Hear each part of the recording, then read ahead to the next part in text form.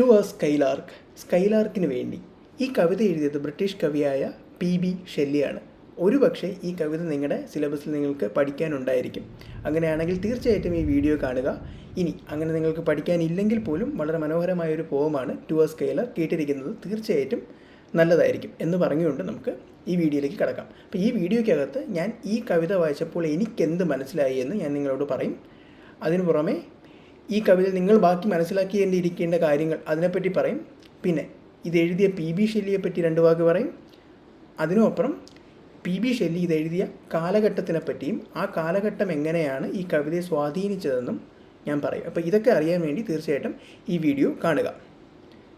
1820 1820 which is 19th century, 19ാം നൂറ്റാണ്ടിലാണ് PB Shelly ഈ കവിത എഴുതുന്നത്. അപ്പോൾ ഈ കവിത എഴുതാനുണ്ടായ ഒരു സാഹചര്യം എന്തെന്ന് പറഞ്ഞു കഴിഞ്ഞാൽ, വൈകുന്നേരം അദ്ദേഹത്തിൻ്റെ ഭാര്യയായ മേരി ഷെല്ലി ആരെന്ന് ഞാൻ പെട്ടെന്ന് പറയാം. മേരി ഷെല്ലി ഒരു എഴുത്തുകാരിയാണ്.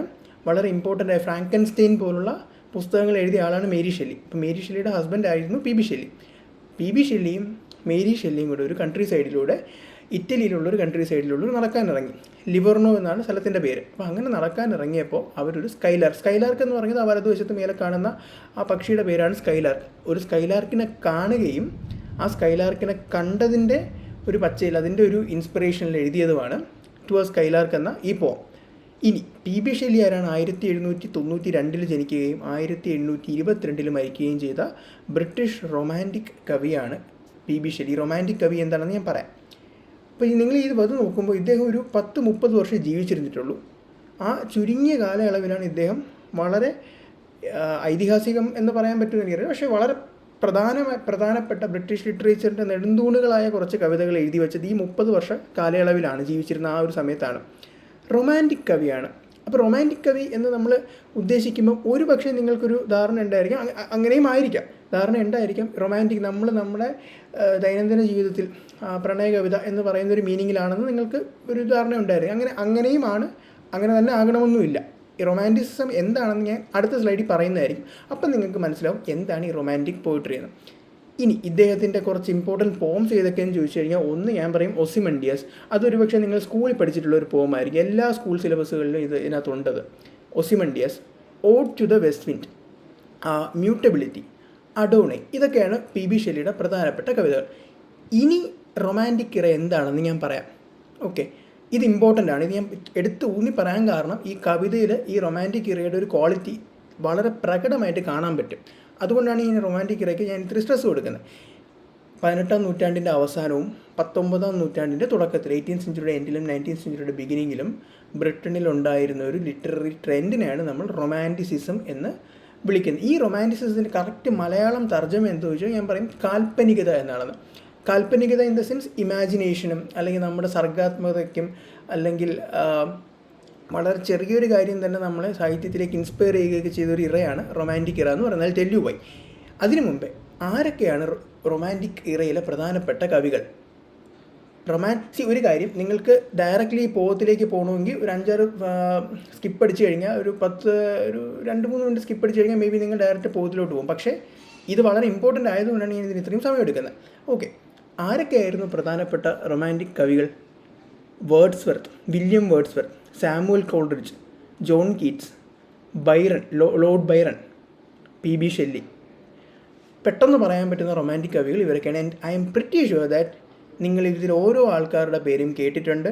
അതുമാത്രമല്ല ഇവരുടെ ഒരു കവിതയെങ്കിലും നിങ്ങൾ സ്കൂളിൽ പഠിച്ചിട്ടുണ്ടായിരിക്കും. കാരണം അത്രയും പ്രധാനപ്പെട്ട കവിതയ്ക്ക്, ഇംഗ്ലീഷ് കവിതയ്ക്ക് ഒരു പക്ഷേ ഏറ്റവും പ്രധാനപ്പെട്ട ഒരു കാലഘട്ടം എന്ന് വേണമെങ്കിൽ നമുക്ക് റൊമാൻറ്റിസിസത്തിന് പറയാം. ഇനി എന്തൊക്കെയാണ് റൊമാൻറ്റിസിസം അല്ലെങ്കിൽ റൊമാൻറ്റിക് ഇറയുടെ പ്രധാനപ്പെട്ട ഫീച്ചേഴ്സ്?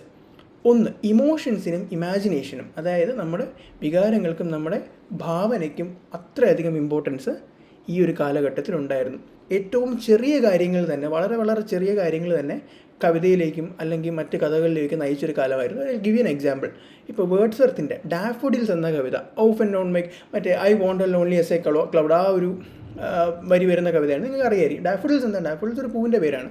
ഒരു പൂവിനെ കണ്ടപ്പോൾ അതിനെ അത്രയും ആ പൂവിൻ്റെ സൗന്ദര്യത്തിനെ കണ്ടംപ്ലേറ്റ് ചെയ്തുകൊണ്ട് എഴുതിയ കവിതയാണ് ഡാഫോഡിൽ. അപ്പോൾ ചെറിയ കാര്യങ്ങൾ വരെ കവിതയിലേക്കും അല്ലെങ്കിൽ ഭാവനയിലേക്കൊക്കെ നയിച്ചൊരു കാലഘട്ടമാണ് റൊമാൻറ്റിക് ഇറ. അപ്പോൾ നിങ്ങൾക്ക് ഇതിൻ്റെ ഏതാണ്ടൊരു ക്വാളിറ്റി മനസ്സിലായെന്ന് ഞാൻ കരുതുന്നു. ഇനി റെവല്യൂഷൻ ആൻഡ് ചേഞ്ച്. ഏറ്റവും പ്രധാനപ്പെട്ട് യൂറോപ്പിൽ സംഭവിച്ച one of the biggest event നടന്നൊരു കാലഘട്ടമാണ് ഇതിൻ്റെ. ഏതാണ്ട് ഒരു 18-ാം നൂറ്റാണ്ടിൻ്റെ അവസാനത്തിലാണ് എന്ത് സംഭവിക്കുന്നത്? ഫ്രാൻസിൽ ഫ്രഞ്ച് റെവല്യൂഷൻ. ഫ്രഞ്ച് റെവല്യൂഷൻ ലോകത്തിന് മുൻപോട്ട് ലോകത്തിൻ്റെ മുൻപിലേക്ക് വെച്ച 3 വാക്കുകൾ എന്തൊക്കെയാണ്? Liberty, equality and fraternity. ഈ 3 വാക്ക്, എല്ലാവരെയും ഒരേപോലെ കാണുക, എല്ലാവർക്കും വ്യക്തി സ്വാതന്ത്ര്യമുണ്ട്, എല്ലാവരും തമ്മിൽ സാഹോദര്യം വേണം. ഇത് വളരെ വിപ്ലവാത്മകരമായ ഭയങ്കര റെവല്യൂഷണറി ആയിട്ടുള്ളൊരു 3 വാക്കുകളാണിത്. അപ്പോൾ ഈ 3 വാക്കുകൾ മുൻപോട്ട് വയ്ക്കുന്നത് യൂറോപ്പിൻ്റെ മുൻപിലേക്കും ലോകത്തിൻ്റെ മുൻപിലേക്കുമാണ്. ഫ്രാൻസിൻ്റെ മുൻപിലേക്കും യൂറോപ്പിൻ്റെ മുൻപിലേക്കും ലോകത്തിൻ്റെ മുൻപിലേക്കുമാണ്.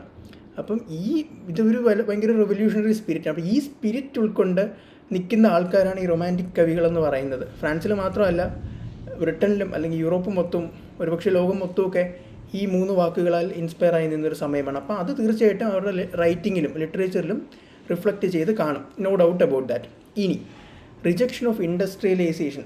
യൂറോപ്പ് ഇൻഡസ്ട്രിയലൈസേഷൻ, എന്താണ് ഇൻഡസ്ട്രിയലൈസേഷൻ? ഇൻഡസ്ട്രിയുടെ ഫാക്ടറികളുടെ കടന്നുവരവ്, അല്ലെങ്കിൽ മെക്കനൈസേഷൻ്റെ കടന്നുവരവ്, ഇതെല്ലാം സംഭവിച്ചൊരു കാലഘട്ടമാണ്. അപ്പോൾ തീർച്ചയായിട്ടും അതിനെ തുടർന്നുണ്ടാകുന്ന ഒരു സ്കെപ്റ്റിസിസം ഉണ്ടാവും, ഒരു ഡൗട്ട് ഉണ്ട്, ഇത് നല്ലതാണോ, ഇത് മോശമാണോ. വേർഡ്സ്വർത്ത് ഈ കവിതയുടെ ലണ്ടനാണെന്ന് തോന്നുന്നു ഒരു കവിതയുണ്ട്. അപ്പം വേർഡ്സ്വർത്ത് അതിൽ താഴോട്ട് നോക്കുമ്പം ദൂരെ കാണുന്ന ഫാക്ടറികളും പുകതുപ്പുന്ന ഫാക്ടറികളൊക്കെ കണ്ട് അതിനെപ്പറ്റി കവിത എഴുതുന്ന വേർഡ്സ്വർത്തുണ്ട്. അപ്പം ഞാൻ പറഞ്ഞു വരുന്നത് ഇതെല്ലാം ലിറ്ററേച്ചറിനെ സ്വാധീനിക്കുന്ന. അപ്പോൾ ഇൻഡസ്ട്രിയലൈസേഷൻ ഉണ്ട്, ഫ്രഞ്ച് റെവല്യൂഷൻ ഉണ്ട് ഒരു സൈഡിൽ, റൊമാൻറ്റിസിസം, അതിൻ്റെ ഇമാജിനേഷൻ ഉണ്ട്, അങ്ങനെ പല കാര്യങ്ങളും. ഇതെല്ലാത്തിൻ്റെയും കൂടെ ഒരു കൂടിച്ചേരലാണ് റൊമാൻറ്റിസിസം എന്ന് മനസ്സിലാക്കുന്നത്. ഒരു കാര്യം കൂടെ, spirituality. Romantics were often drawn to spiritual and mythical theme. ആത്മീയമായിട്ടുള്ള ചിന്തയുടെ പല കവിതകളിൽ നമുക്ക് കാണാൻ പറ്റും.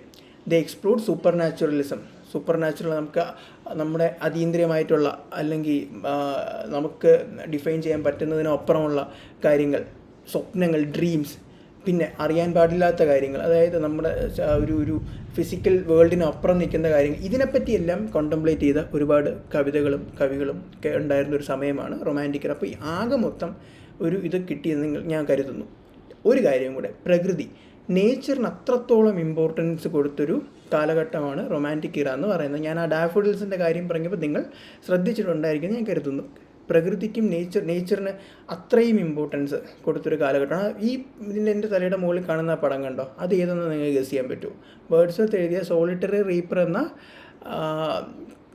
കവിതയുടെ ഒരു പിക്ചറൈസേഷനാണ് ആ മുകളിൽ കാണുന്നത്. അതായത് ഒറ്റയ്ക്ക് പുല്ല് വെട്ടിക്കൊണ്ടിരുന്ന പെൺകുട്ടിയെ കണ്ടപ്പോൾ അദ്ദേഹം കവിത എഴുതുകയും ആ പെൺകുട്ടിക്ക് ഒരുപക്ഷെ അയാൾ ചിന്തിക്കുന്ന കാര്യങ്ങളെപ്പറ്റി എഴുതുകയൊക്കെ ചെയ്തൊരു കാലഘട്ടം. അപ്പോൾ ഇത്രയും കാലം ഒരുപക്ഷെ സമൂഹത്തിലെ എല്ലാ സെക്ഷനിലുമുള്ള ആൾക്കാരെ പറ്റി സാഹിത്യം വന്നിട്ടുണ്ടോ എന്ന് സംശയമാണ്. പക്ഷേ ഈ കാലഘട്ടം റൊമാൻറ്റിക് ഇറ ആകുമ്പോൾ സമൂഹത്തിലുള്ള എല്ലാ മനുഷ്യർക്കും, ഒരുപക്ഷെ എല്ലാ തരത്തിലുള്ള മനുഷ്യർക്കും, എല്ലാ ശ്രേണിയിലെ ഏത് പൊസിഷനിൽ നിൽക്കുന്ന മനുഷ്യർക്കും സാഹിത്യത്തിൽ സ്ഥാനമുണ്ട് എന്ന് ഉറപ്പിച്ച് പറഞ്ഞൊരു കാലഘട്ടമാണ് റൊമാൻറ്റിക് ഇറ എന്ന് ഞാൻ മനസ്സിലാക്കുന്നത്. അപ്പോൾ ഇത്രയും ഞാൻ ഡീറ്റെയിൽ ആയിട്ട് കുറേ സമയമായി ഇത്രയും ഞാൻ പറയാൻ കാരണം ഇതെല്ലാം ഈ കവിതയിൽ ഇമ്പോർട്ടൻ്റ് ആണ് എന്നതാണ്. ഈ കവിത നിങ്ങൾ വായിക്കുമ്പോൾ ഇതെല്ലാം മനസ്സിൽ വെച്ച് വേണം വായിക്കുക. 2 സ്ലൈഡ് കൂടെ ഇതിനെടുക്കത്തുള്ളൂ, അത് കഴിഞ്ഞ് നമുക്ക് നേരെ പോയത്തിലോട്ട് പോകും. Again if you want to skip you can definitely skip. Wordsworth കവിതയെപ്പറ്റി പറഞ്ഞൊരു ഡെഫിനിഷനാണ് ഞാൻ വായിക്കാൻ പോകുന്നത്. Poetry is a spontaneous overflow of powerful feelings. It takes its origin from emotion recollected in tranquillity. അതായത് പെട്ടെന്നുള്ള വികാരത്തിൻ്റെ വിസ്ഫോടനം ട്രാങ്കുലിറ്റിയിൽ, അതായത് അതിനെ എല്ലാം കൂടെ ഒരുമിച്ച് കൂട്ടി എടുക്കുന്നതാണ് കവിത എന്ന്. അപ്പോൾ അവിടെ ഇമോഷൻസിന് വളരെ പ്രാധാന്യം ഉണ്ട്. പെട്ടെന്നുണ്ടാകുന്ന ഇമോഷൻസ് അതിനെയെല്ലാം പേപ്പറിൽ എഴുതുക, അതിനെല്ലാം ഒരുമിച്ച് കൂട്ടിയെടുത്ത് പേപ്പറിൽ എഴുതുന്നതിനെയാണ് സാഹിത്യം. അപ്പോൾ അവിടെ നിങ്ങൾ സ്ട്രെസ് ചെയ്ത് മനസ്സിലാക്കേണ്ട വാക്ക് ഇമോഷൻസാണ്. മനുഷ്യൻ്റെ വികാരങ്ങൾക്ക് അത്രയും പ്രാധാന്യം കൊടുത്തൊരു കാലഘട്ടം കൂടിയായിരുന്നു റൊമാൻറ്റിക് ഇറ. റൊമാൻറ്റിക് കവിയായ വില്യം വേർഡ്സ്വർത്തിൻ്റെ ഡെഫിനിഷനാണ്. അപ്പം പോയിട്രി മൊത്തത്തിൽ ആ ഒരു കാലഘട്ടത്തിൻ്റെ പോയിട്രിയിലും ഈ ഒരു ഗുണം ഉണ്ട് എന്നത് നിങ്ങൾ മനസ്സിലാക്കണം. ഒരു കാര്യം കൂടെ, ലാസ്റ്റ് കാര്യം, ഇത് കഴിഞ്ഞ് പോത്തിലോട്ട് പോകും. Samuel Taylor Coleridge. ആരാണത്? സാമുവൽ ടൈലർ കോളറിഡ്ജ് റൊമാൻറ്റിക് കവിയാണ്. കുബ്ല ഖാനൊക്കെ എഴുതിയ റൈം ഓഫ് ദ ആൻഷ്യൻ മറൈനറൊക്കെ എഴുതിയ ആളാണ് സാമുവൽ ടൈലർ കോളറിഡ്ജ്. ഓക്കെ, അപ്പോൾ ഈ കോളറിഡ്ജ് പോയിട്രിയെ പറ്റി പറഞ്ഞൊരു, അല്ലെങ്കിൽ ഒരു സാഹിത്യത്തിനെ പറ്റി പറഞ്ഞൊരു കാര്യം വളരെ ഇമ്പോർട്ടൻ്റ് ആണ്.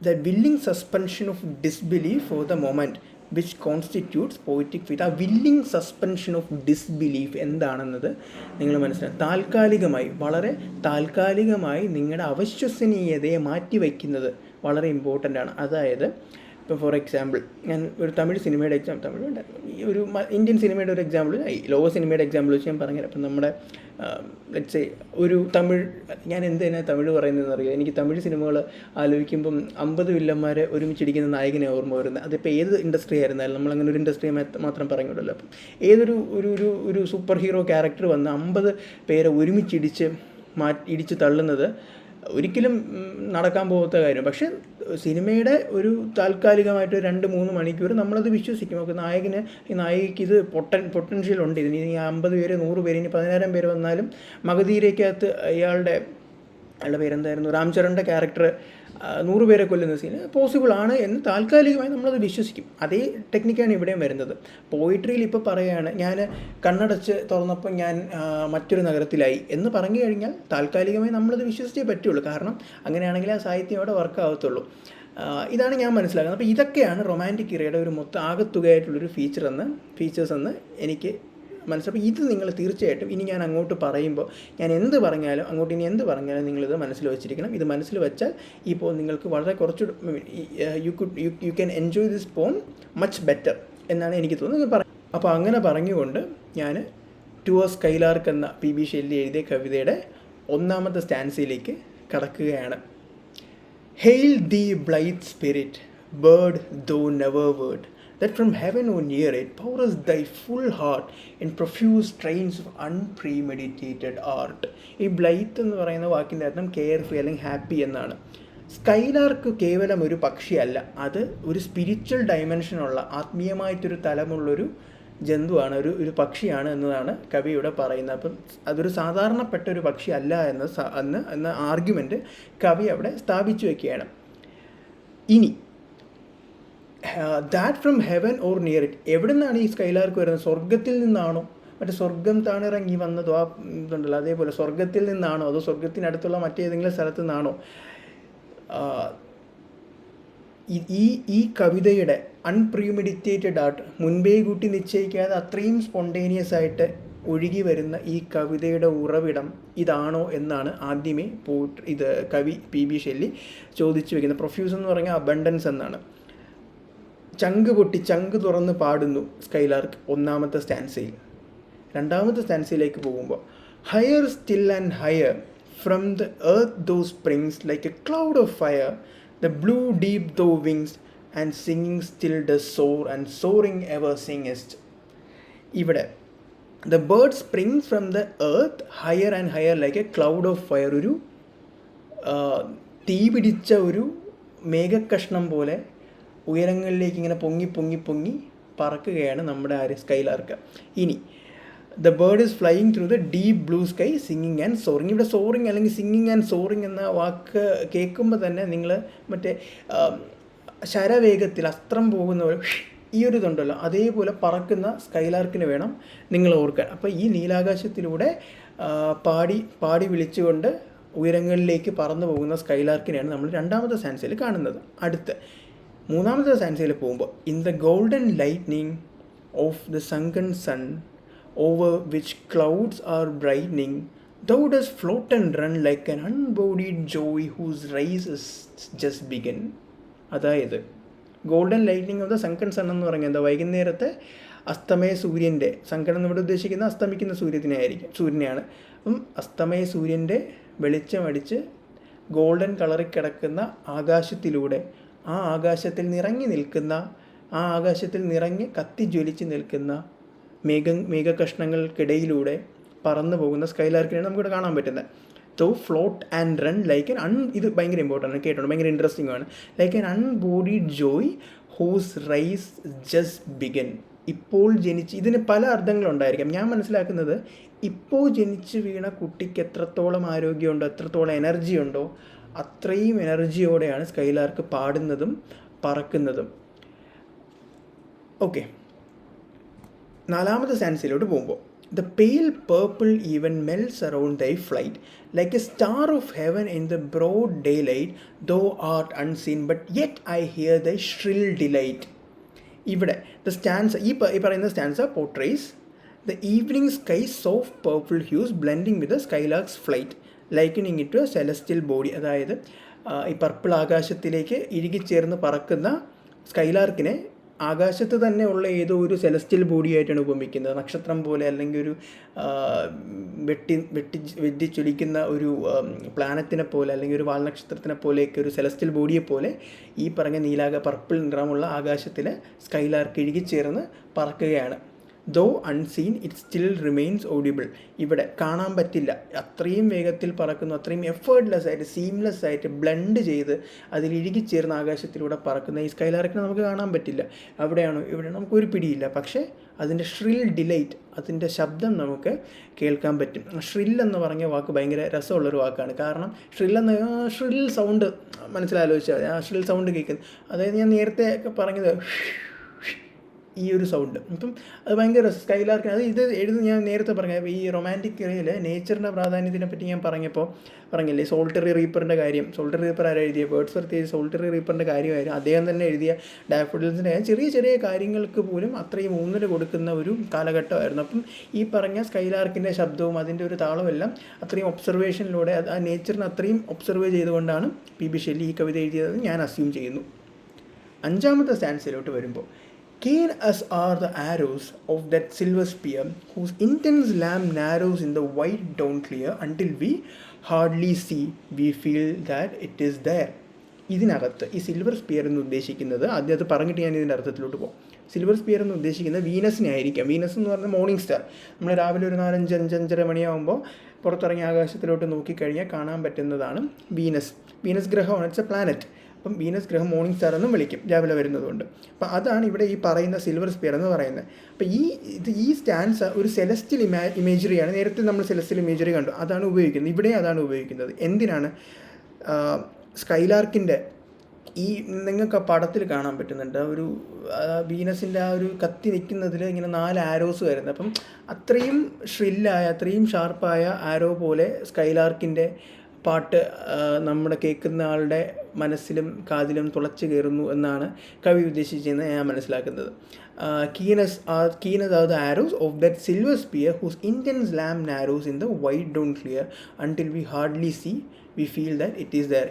അപ്പം ഇവിടെ വരുന്ന it likens skylark to the morning star Venus. നമ്മൾ പറഞ്ഞു that fades its brightness in the morning light yet it presence remain strongly felt. 6 മണിയാകുമ്പോൾ നമുക്ക് ഒരു പക്ഷേ വീനസിനെ കാണാൻ പറ്റും. പക്ഷേ ഒരു 6-7 മണിയാകുമ്പം സൂര്യൻ വരുമ്പോൾ വീനസിനെ കാണാൻ പറ്റില്ല, നമുക്കൊരു നക്ഷത്രത്തിനെ കാണാൻ പറ്റില്ല. അപ്പോൾ ഏതോ സിനിമയിൽ ആരോ പറയുന്നത്, അപ്പോൾ നക്ഷത്രം ഇല്ലേ? നക്ഷത്രം ഉണ്ട്, പക്ഷേ നക്ഷത്രം നമുക്ക് കാണാൻ പറ്റില്ല. അതേപോലെയാണ് സ്കൈലാർക്ക്. ആകാശത്ത് നോക്കുമ്പോൾ ചിലപ്പോൾ സ്കൈലാർക്കിനെ കാണാൻ പറ്റില്ല, പക്ഷേ അതേപോലെ സ്കൈലാർക്കിൻ്റെ ആ നേരത്തെ ഞാൻ പറഞ്ഞ ആ ഷ്രില്ലായിട്ടുള്ള ആ ആരോ ലേക്കായിട്ടുള്ള പിയേഴ്സിംഗ് ആയിട്ടുള്ള ശബ്ദം നമുക്ക് കേൾക്കാൻ പറ്റും. 6ാമത്തെ സെൻസിലോട്ട് പോകുമ്പോൾ, all the earth and air with the voice is loud as when night is bare, from one lonely cloud the moon rains out her beams and heaven is overflowed. ഇവിടെ all the earth and air ഇത് ഉദ്ദേശിക്കുന്നത്, it means that the birds music fill the entire environment. ആ ചുറ്റുപാട് മൊത്തം ഈ സ്കൈലാർക്കിൻ്റെ പാട്ട് കൊണ്ട് നിറഞ്ഞു. ഗ്രൗണ്ട് തൊട്ട് സ്കൈ വരെ സ്കൈലാർക്കിൻ്റെ പാട്ട് നിറഞ്ഞു. The comparison to the moon rains out a beam from a single cloud suggest that skylark song is so intense that it seems to overflow the heavens much like the moonlight. ഒരു moonlight, നിങ്ങളൊരു പൂർണ്ണചന്ദ്രനുള്ളൊരു നിറഞ്ഞ ആകാശം, നിറഞ്ഞ് കത്തി നിൽക്കുന്ന ഒരു ആകാശത്തിൽ നിന്ന് വെളിച്ചം വീഴുന്നത് പോലെ, വെളിച്ചം തുളുമ്പുന്നത് പോലെ സ്കൈലാർക്കിൻ്റെ ഉള്ളിൽ നിന്ന് ഈ കവിതയും പാട്ടുമൊക്കെ തുളുമ്പി വരുന്നതിനെ പറ്റിയാണ് ഇവിടെ കവി ഉദ്ദേശിക്കുന്നത്. 7ാമത്തെ സ്റ്റാൻസിലോട്ട് പോകുമ്പോൾ, what thou art we not know what is most like thee from rainbow clouds a flow not drop so bright to see as from thy presence showers a rain of melody. ഇവിടെ എന്താണ് സ്കൈലാർക്കിൻ്റെ ഈ പാടുന്നതിൻ്റെ രഹസ്യമെന്ന് നമുക്കറിയില്ല. പോയിട്ടിനും അറിയില്ല, നമുക്കും അറിയില്ല. എങ്ങനെയാണ് ഈ what thou art, അതൊരു ആർക്കൈക്ക് യൂസേജ്, പഴയ യൂസേജാണ്. അല്ലയോ മഹാനുഭാവുലു എന്നായിരിക്കും നമ്മൾ മലയാളത്തിൽ അതിനെ ട്രാൻസ്ലേറ്റ് ചെയ്ത്. അല്ലയോ മഹാനുഭാവുലു, എങ്ങനെയാണ് താങ്കൾ ഇത്രയും മനോഹരമായി പാടുന്നത്? എന്താണ് ഇതിനുള്ള പ്രചോദനം? എവിടെ നിന്നാണ് ഈ പാട്ട് വരുന്നത്? ഞങ്ങൾക്കറിയില്ല, എനിക്കറിയില്ല, നമ്മൾക്കാർക്കും അറിയില്ല. They marvel at how even the brightest raindrop from rainbows can't match the brilliance of Skylark's melodious song that seems to shower from its presence. ഒരു മഴവില്ല് സങ്കല്പിക്കൂ, മഴ സങ്കല്പിക്കൂ. ആ മഴവില്ലിൽ നിന്ന് ഇച്ചിരി ഇമാജിനേഷൻ കൊടുക്കണം. ആ മഴവില്ലിൽ നിന്ന് ഇറ്റിറ്റ് വരുന്ന മഴത്തുള്ളിയേക്കാളും ഭംഗിയോടെ എങ്ങനെയാണ്, അതിനേക്കാളും ഭംഗി, അത് ഭംഗിയാണ്, അത് തന്നെ ഭയങ്കര ഭംഗിയാണ്. 7 നിറമുള്ള മഴവില്ലിൽ നിന്നിറ്റ് വരുന്ന മഴത്തുള്ളിയേക്കാളും ഭംഗിയോടെ എങ്ങനെയാണ്, അതിനേക്കാളും ഭംഗിയായിട്ട് എങ്ങനെയാണ് സ്കൈലാർക്ക് പാടുന്നതെന്നാണ് ആര് ചോദിക്കുന്നത്? PB ഷെല്ലി ഇവിടെ ചോദിക്കുന്നത്. 8ാമത്തെ സ്റ്റാൻസയിലോട്ട് പോകുമ്പോൾ, like a poet hidden in the light of thought, singing hymns unbidden till the world is brought to sympathy with hopes and fear it heeded not. ഇവിടെ quote, poet hidden in the light of thought, unquote, implying that their inspiration and creativity are internal. ആന്തരികമായിട്ടുള്ള ഏതോ ഒരു പ്രചോദനം കൊണ്ടാണ് skylark ഇത്രയും മനോഹരമായി പാടുന്നത്, അല്ലാണ്ട് മറ്റൊന്നും അതിനെ ഇൻസ്പയർ ചെയ്തില്ല. അത് തന്നെയാണ് അതിൻ്റെ ഇൻസ്പിറേഷൻ വരുന്നത് അതിൻ്റെ ഉള്ളിൽ നിന്ന് തന്നെയാണ്. The poet sings hymns unbidden, which means their song flows naturally without being planned. നമ്മൾ നേരത്തെ അൺപ്രീമെഡിറ്റേറ്റഡ് എന്ന് ഞാൻ പറഞ്ഞില്ല, അതേപോലെ നേരത്തെ മുൻകൂട്ടി തീരുമാനിക്കാതെ, നേരത്തെ മുൻകൂട്ടി പാടി പ്രാക്ടീസ് ചെയ്യാത്ത പോലെ അത്രയും നാച്ചുറലായിട്ട്, അത്രയും ഓർഗാനിക്കായിട്ട്, അത്രയും ഭംഗിയോടെയാണ് സ്കൈലാർക്ക് ഇവിടെ പാടുന്നത് എന്ന് PB ഷെല്ലി ഒബ്സർവ് ചെയ്യുന്നുണ്ട്. ആസ് എ റിസൾട്ട്, അതുകൊണ്ട് the world becomes sympathetic to emotions, hopes and fears that were previously ignored or unnoticed. അതുകൊണ്ട് തന്നെ ഈ പാട്ട് കേട്ട് പുളകം കൊണ്ട്, അല്ലെങ്കിൽ പാട്ട് കേട്ട് ഇൻസ്പയർ ആയ, ഈ പാട്ട് കേട്ട് മാനസാന്തരം കൈവന്ന, അല്ലെങ്കിൽ ഈ പാട്ട് കേട്ട് തങ്ങളുടെ ജീവിതം പുനർചിന്തനം നടത്തിയ ഈ ലോകം വികാരങ്ങളോടും പ്രതീക്ഷകളോടും ഭയങ്ങളോടുമൊക്കെ കൂടുതൽ സിമ്പത്തറ്റിക്കായി. ബേസിക്കലി ഇമോഷൻസ് എല്ലാം ഒരു കത്താർസിസിലൂടെ കടന്നു. കത്താർസിസ് എന്താണ്? വികാരങ്ങൾ. കത്താർസിസ് എന്താണ്?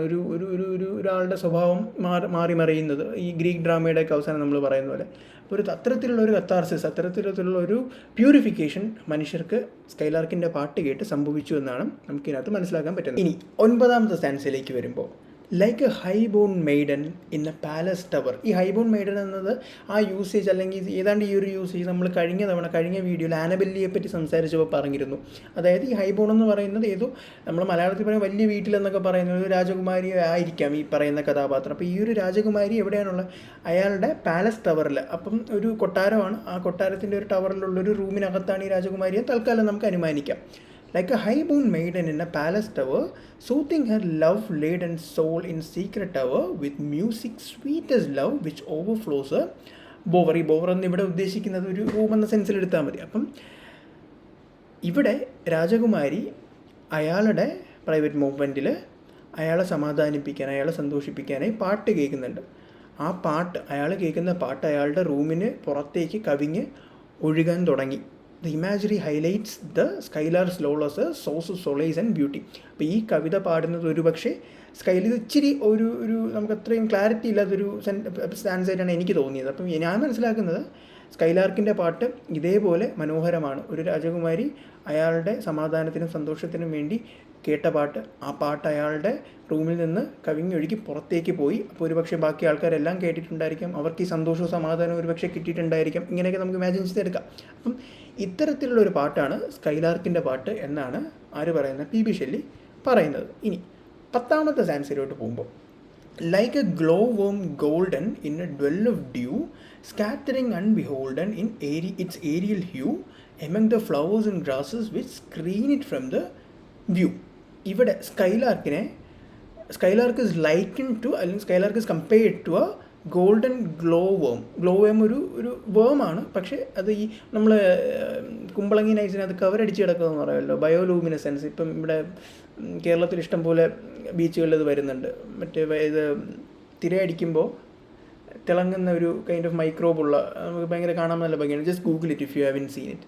അപ്പം ബയോലൂമിനസെൻസ് ഉള്ള ഒരു തരത്തിലുള്ള വേമാണ് ഈ ഗ്ലോ വേം. അപ്പം ഇവിടെ skylark is likened to a glow worm situated in a dell covered in dew. Dell എന്ന് പറയുന്നത് സ്മോൾ സെക്ലൂഡഡ് വാലി. അപ്പോൾ ഈ സ്കൈലാർക്കിനെ ഈ വെട്ടിത്തിളങ്ങുന്ന ഇത്രയും ഭംഗിയുള്ളൊരു ഗ്ലോ വേം ആയിട്ടാണ് ഇവിടെ ഇക്വേറ്റ് ചെയ്തിരിക്കുന്നത്. The glow worm emits a soft ethereal light that blends with the environment and it remains unseen due to the flowers and grasses that conceal it from the view. ഇത്രയും മനോഹരമായിട്ടുള്ള കാണാൻ ഭംഗിയുള്ള glow വേമിനെ ഒരു പക്ഷെ പലപ്പോഴും നമുക്ക് കാണാൻ പറ്റില്ല, മറ്റ് ചെടിയുടെയൊക്കെ ഇടയിൽ അത് ഹിഡൻ ആയിട്ടിരിക്കും, അതിനെ കാണാൻ പറ്റില്ല. പക്ഷേ അതിന് അത്രയും ഭംഗിയാണ്. ഇതേപോലെയാണ് സ്കൈലാർക്കിൻ്റെ കാര്യം. നമ്മൾ നേരത്തെ പറഞ്ഞു, ചിലപ്പോൾ സ്കൈലാർക്കിനെ നമുക്ക് നോക്കിയാൽ കാണാൻ പറ്റത്തില്ല, പക്ഷേ ദൂരെ നിന്നായാലും കേൾക്കുമ്പോൾ അതിൻ്റെ പാട്ട് അത്രയും മനോഹരമാണ്. 11ാമത്തെ സ്റ്റാൻസയിലോട്ട് പോകുമ്പോൾ ഏതാണ്ട് സെയിം മീനിങ് ഉള്ള 10ാമത്തെ സ്റ്റാൻസ പോലെ തന്നെ ഏതാണ്ട് സെയിം മീനിങ് ഉള്ള ഒരു സ്റ്റാൻസയാണ് 11ാമത്തെ സ്റ്റാൻസയിൽ. ലൈക്ക് എ റോസ് എംപോ, നമ്മൾ ഏതാണ്ട് പാതിയായി കേട്ടോ, ഇനി ഒരു ഹാഫ് കൂടെ ഉണ്ട് ഈ പോത്തിന്. ഇത് ഇച്ചിരി ലോങ് പോവമാണ്, പക്ഷേ ഭയങ്കര രസമാണ് ഈ പോം വായിച്ച് എൻ്റെ മീനിങ് മനസ്സിലാക്കിയെടുക്കാൻ. അപ്പോൾ നിങ്ങൾക്ക് എങ്ങാനും 10ാമത്തെ സ്റ്റാൻസ കഴിയുമ്പോൾ ഒരു ഇൻ്റർവെല്ലിൻ്റെ ആവശ്യം ഉണ്ടെങ്കിൽ ഇവിടെ വെച്ച് പോസ് ചെയ്തിട്ട് വെള്ളം കുടിച്ചിട്ട് തിരിച്ചു വന്നിട്ട് ബാക്കി കേക്ക്. It's important to take breaks. Okay, stanza 11. Like a rose embowered in its own green leaves by warm winds deflower till the scent it gives makes faint with too much sweet those heavy winged thieves. ഈ സ്റ്റാൻസയിൽ സ്കൈലാർക്കിനെ compare ചെയ്യുന്നത് എന്തുമായിട്ടാണ്? ഒരു റോസാപ്പൂക്കളുമായിട്ടാണ് സ്കൈലാർക്കിനെ compare ചെയ്യുന്നത്. ഈ റോസാപ്പൂ കട്ടിക്ക് വളരുന്ന Lush ഗ്രീനായിട്ട് വളരുന്ന ഇലകൾ കൊണ്ട് കവേർഡാണ്. ഗ്ലോവേം കവേർഡാണെന്ന് പറഞ്ഞതുപോലെ ഈ പറയുന്ന റോസാപ്പൂക്കളും കവേർഡാണ്. അപ്പോൾ ഒരുപക്ഷെ റോസാപ്പൂവിനെ നമുക്ക് എടുത്ത് കാണാൻ പറ്റില്ല. പക്ഷേ the worm wins cause the petals of the rose to fall. Deflowered എന്ന് ഉദ്ദേശിക്കുന്നത് കൊഴിഞ്ഞു വീണ റോസാപ്പൂവിനായിരിക്കാം. പക്ഷെ അങ്ങനെ കൊഴിഞ്ഞു വീഴുമ്പോൾ എന്താണ്, ആ റോസാപ്പൂ അതിൻ്റെ ഉള്ളിലൊതുക്കിയ സർവ്വ മണവും പുറത്തേക്ക് വിടുന്നു. അത് ആ മണം ശ്വസിച്ച് ആൾക്കാർക്ക് സന്തോഷം കിട്ടുന്നു. അപ്പം the warm winds cause the rose petals to fall, releasing a sweet scent that it makes even the bees. ഇവിടെ ഈ ഹെവി വിങ്ഡ് തീവ്സ്, വലിയ ചിറകുള്ള കള്ളന്മാർ എന്ന് മലയാളത്തിൽ വേണമെങ്കിൽ നമുക്ക് റഫ്ലി ട്രാൻസ്ലേറ്റ് ചെയ്യാം. അതിനെ ബീസ്, അതായത് തേൻവണ്ടുകളെയാണ് ഉദ്ദേശിക്കുന്നത്. അപ്പോൾ എന്ത് സംഭവിക്കും? It even makes the bees weak and faint due to its overwhelming sweetness. അത്രയും മധുരമുള്ള അത്രയും മണമുള്ള ആ ഒരു ഗന്ധമടിച്ച് ഈ തേൻ കുടിക്കാൻ വരുന്ന തേനീച്ചകൾ, തേൻവണ്ടുകൾ പോലും മയങ്ങി വീഴുന്നു എന്നാണ് ഇവിടെ ഉദ്ദേശിക്കുന്നത്. ഇതേപോലെയാണ് സ്കൈലാർക്കിൻ്റെ പാട്ടും. ഒരു പക്ഷേ അതിനെ നമുക്ക് കാണാൻ പറ്റില്ല, പാട്ട് കേട്ട് നമ്മൾ മയങ്ങി വീഴും എന്നാണ് കവി ഇവിടെ ഉദ്ദേശിക്കുന്നത്. 12ാമത്തെ സ്റ്റാൻസയിലോട്ട് വരുമ്പോൾ sound of vernal showers on the twinkling grass rain awaken flowers all that ever was joyous and clear and fresh thy music the surpass. ഈ സ്റ്റാൻസയിൽ സ്പീക്കർ ഇവിടെ എന്തുമായിട്ടാണ് സ്കൈലാർക്കിനെ ഉപമിക്കുന്നത്? Sound of spring showers falling on grass, പുല്ലിൻ്റെ മുകളിൽ വീഴുന്ന മഴത്തുള്ളിയുടെ ഒച്ചയുമായിട്ടാണ് സ്കൈലാർക്കിന്. അത് ഭയങ്കര രസമുള്ളൊരു സൗണ്ടാണ്. ഇപ്പോൾ raining outside, heavy raining outside, but the sound is actually very sweet. Chandrotsava സിനിമയ്ക്കകത്ത് ഇയാൾ മോഹൻലാൽ മീനയെടുത്ത് ചോദിക്കുന്നൊരു കാര്യം, മഴ പെയ്യുന്നത് ഏത് രാഗത്തിലാണ്? ശ്രീരാഗത്തിൽ. അപ്പം ഞാൻ പറയാൻ ഉദ്ദേശിക്കുന്ന മഴയ്ക്ക് പോലും അതിൻ്റെ സൗണ്ടിന് ഭയങ്കര ഭംഗിയുണ്ട് എന്നാണ്. I use to enjoy rain a lot. എനിക്ക് മഴയുടെ സൗണ്ട് ഭയങ്കര ഇഷ്ടമായിരുന്നു, മഴ ഭയങ്കര ഇഷ്ടമായിരുന്നു. പക്ഷേ ഇവിടെ 1-2 പ്രളയമൊക്കെ വന്നതിന് ശേഷം ഇപ്പം മഴ പെയ്യുമ്പം നമുക്കൊരു പേടിയാണ്, ഇനി ഇത് വെള്ളം കയറുമോ, തൊല്ലയാവും. നമുക്ക് മഴ അങ്ങനെ എപ്പോഴും നമുക്ക് ആസ്വദിക്കാനും പറ്റില്ല. പക്ഷേ തൽക്കാലം ഈ കവിതയുടെ ഒരു വില്ലിങ് സസ്പെൻഷൻ ഓഫ് ഡിസ്ബിലീഫ് ഞാൻ നേരത്തെ പറഞ്ഞു, അതിനുവേണ്ടി നമുക്ക് മഴയെപ്പറ്റി സംസാരിക്കാം. ഓക്കെ, ഈ സ്റ്റാൻസയിൽ സ്കൈലാർക്കിൻ്റെ പാട്ടിനെ മഴത്തുള്ളി, പുല്ലിന് മുകളിൽ വീഴുന്ന മഴത്തുള്ളിയുടെ ഒച്ചയുമായിട്ടാണ് കവി കമ്പയർ ചെയ്യുന്നത്.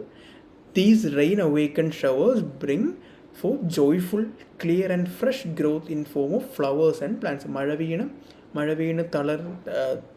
വീണ് തണുത്ത് കുളിർന്ന് തളിർത്ത് വന്ന പൂക്കളെയും പുല്ലിനെയും ചെടികളെയും സ്കൈലാർക്കിൻ്റെ ഒരു this is what skylark can do. This is what rain can do, and this is exactly what Skylark can do. It can give life, it can rejuvenate life in earth എന്നാണ് ഇതിനകത്ത് ഏതാണ്ട് പറയാൻ ഉദ്ദേശിക്കുന്നത്. But the Skylark's music surpasses, ഇതാണ് the twist ഇവിടെയാണ് വരുന്നത്. But the Skylark's music surpasses all that ever was joyous, clear and fresh. ഇത്രയും കാലം ഉണ്ടായിരുന്ന എല്ലാ സന്തോഷങ്ങളെയും എല്ലാ പുതുമകളെക്കാളും ഒക്കെ അപ്പുറം അതിനെയൊക്കെ കവച്ചു വയ്ക്കുന്നതാണ് സ്കൈലാർക്കിൻ്റെ സംഗീതവും എന്നാണ് പി ബി ഷെല്ലി ഇവിടെ പറയുന്നത്.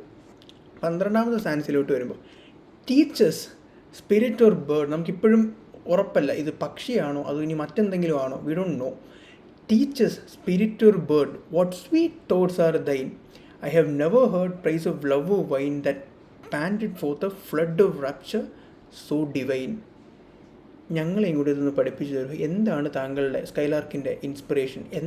എങ്ങനെയാണ് ഇത്രയും മനോഹരമായി പാടുന്നത്? എന്താണ് താങ്കളുടെ ചിന്തകൾ? ഏതൊക്കെ തോട്ടുകളാണ്, അല്ലെങ്കിൽ എന്തൊക്കെയാണ് താങ്കൾ ആലോചിച്ച് കൂട്ടുന്നത്? എന്തൊക്കെ ഇൻസ്പിറേഷനാണ് താങ്കൾ എടുക്കുന്നത് ഇത്രയും മനോഹരമായി പാടാനായിട്ട്? The speaker has never heard of any praise of love or wine that surpassed the praise of flood of divine rapture of the Skylark song. അതായത് നമ്മൾ മനുഷ്യർ ഒരു പക്ഷേ ഏറ്റവും കൂടുതൽ ആസ്വദിക്കുന്നത് ഭക്ഷണം കഴിക്കുന്നതും അല്ലെങ്കിൽ വൈൻ കുടിക്കുന്നതൊക്കെ ആയിരിക്കും, അല്ലെങ്കിൽ പ്രണയിക്കുന്നതായിരിക്കാം. അപ്പം പ്രണയത്തിനെ പറ്റിയും ഭക്ഷണത്തിനെ പറ്റിയും വൈനിനെ പറ്റിയൊക്കെ ഒരുപാട് പേര് എഴുതിയിട്ടുണ്ട്. R.L. Stephenson, wine is bottled പോയിട്ട് R.L. സ്റ്റീവൻസൺ ആണെന്ന് തോന്നുന്നു പറഞ്ഞത്. പിന്നെ എനിക്ക് വൈനിനെ പറ്റി ഏറ്റവും ഇഷ്ടമുള്ളത്, ഇത് ഞാൻ ജസ്റ്റ് ഒരു ഡീവിയേഷൻ എടുക്കുകയാണ്, എനിക്ക് ഭയങ്കര ഇഷ്ടമുള്ളതുകൊണ്ട് എനിക്ക് ഏറ്റവും ഇഷ്ടമുള്ളത് ഒരു വരിയുണ്ട്. അത് എഴുതിയത് മറ്റൊരു റൊമാൻറ്റിക് കവിയായ ലോർഡ് ബൈറനാണ്. അതായത് യേശുക്രിസ്തു കാനായിലെ കല്യാണത്തിന് പോകുമ്പോൾ വെള്ളത്തിനെ വൈനാക്കിയ കഥ നിങ്ങൾക്കറിയായിരിക്കും. അതിന് ഏറ്റവും മനോഹരമായിട്ട് ഒരു പക്ഷേ എഴുതിയത് ബൈബിളിലായിരിക്കത്തില്ല. അത് ഏറ്റവും മനോഹരമായിട്ട് ഞാൻ മനസ്സിലായത് വളരെ സബ്ജക്റ്റീവാണ്. അതിന് ഏറ്റവും മനോഹരമായിട്ട് എഴുതിയത് ലോർഡ് ബൈറനാണ്. ഓക്കെ, ബൈറൺ അതിനെ പറയുന്നത് ജലം അതിൻ്റെ നാഥനെ കണ്ടു ചുവന്നു തൊടുത്തു. പൂമര സിനിമയ്ക്കകത്തുണ്ട് ഈ ഒരു sequence. The water met it master and blushed. ജലം അതിൻ്റെ നാഥനെ കണ്ടു ചുവന്നു തൊടുത്തു. ഇവിടെ നാഥൻ ആരാണ്? ജലം അതിൻ്റെ നാഥൻ യേശുക്രിസ്തുവാണ്. യേശുക്രിസ്തുവിനെ കണ്ട വെള്ളം ചുവന്നു തൊടുത്താണ് വീഞ്ഞായി മാറിയത്. അപ്പം വീഞ്ഞിനെ പറ്റി അത്രയും മനോഹരമായിട്ട് ഒരുപാട് പേര് എഴുതിയിട്ടുണ്ട്. ഏതാണ്ട് ഈ കാലഘട്ടത്തിൽ തന്നെയാണ് ഞാൻ ഈ പറഞ്ഞത്. ഈ സ്കൈലാർക്ക് എഴുതുന്ന സമയത്ത് തന്നെയാണ് ഇയാളും ലോർഡ് ബൈറണും വീഞ്ഞിനെപ്പറ്റി എഴുതിയത്. വീഞ്ഞിനെപ്പറ്റി നമുക്ക് അത്രയും മനോഹരമായിട്ട് എഴുതാം. പ്രണയത്തിനെപ്പറ്റി ഇനി റൊമാൻറ്റിക് കവികൾ എഴുതാനാരും ബാക്കിയില്ല. അത്രയും മനോഹരമായിട്ട് നമുക്ക് പ്രണയത്തിനെപ്പറ്റി എഴുതാം. എന്നാൽ പോലും പ്രണയത്തിനെപ്പറ്റി എഴുതുന്നതിനേക്കാളും വീഞ്ഞിനെപ്പറ്റി എഴുതുന്നതിനേക്കാളും ഒക്കെ മനോഹാരിത സ്കൈലാർക്കിൻ്റെ പാട്ടിനുണ്ട് എന്നാണ് P.B. ഷെല്ലി പറയുന്നത്. It's very interesting.